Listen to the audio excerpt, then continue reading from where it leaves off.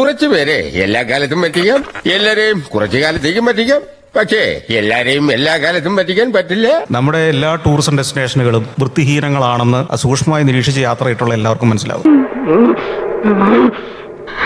സന്തോഷായി. നിങ്ങൾ മൂന്നാറിൽ ചെന്നിട്ടുണ്ടെങ്കിൽ മൂന്നാർ പട്ടണം പോലെ വൃത്തിഹീനമായ ഒരു പട്ടണം കേരളത്തിൽ തന്നെ വേറെ ഉണ്ടോ എന്ന് സംശയമാണ്. കൊള്ളേണ്ടത് കൊണ്ടാലേ കാണേണ്ടവർ കാണൂ.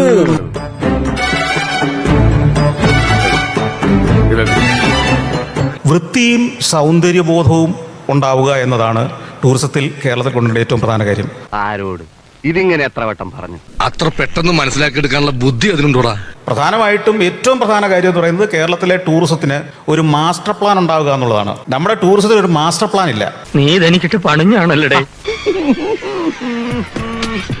അതുകൊണ്ട് തന്നെ ഓരോ ഗവൺമെന്റ് മാറി വരുമ്പോൾ എന്തെങ്കിലുമൊക്കെ എവിടെയെങ്കിലുമൊക്കെ ഉണ്ടാക്കി വെക്കും. അത് പിന്നീട് വരുന്ന പണിക്ക്, പിന്നീട് വരുന്ന ഒരു പ്രോജക്റ്റിന് വലിയ തടസ്സമായിട്ട് മാറുകയും ചെയ്യും. തലതിരിഞ്ഞ രാഷ്ട്രീയക്കാർ നാടിനെ സേവിക്കുമ്പോ നാടിന്റെ തലയിലെടുത്ത് തേയും. അത് കേരളത്തിന്റെ വിധി. അതാ ഇതുവരെ ചെയ്ത പല പ്രവർത്തനങ്ങളുമാണ് ടൂറിസത്തിൽ നമ്മളുടെ ഏറ്റവും വലിയ ശാപങ്ങളും തടസ്സങ്ങളും. എന്താ ഉറക്കം വരുന്നു? എല്ലാ കാര്യത്തിനും കൃത്യമായ ഒരു പ്ലാനിംഗ് ഉണ്ടാക്കുക എന്നുള്ളതാണ് ആദ്യം വേണ്ടത്. നിർഭാഗ്യവശാൽ കേരളത്തിലെ ടൂറിസത്തിന് യാതൊരു പ്ലാനിങ്ങും ഇല്ല. അതാണ് നമ്മുടെ ഏറ്റവും വലിയ ശാപം. വിക്രമിച്ചേട്ടാ, യു ആർ ഗ്രേറ്റ്. നീ വെറും ബേസ്. തൽക്കാലം ഇത്രയും മതി. വരട്ടെ.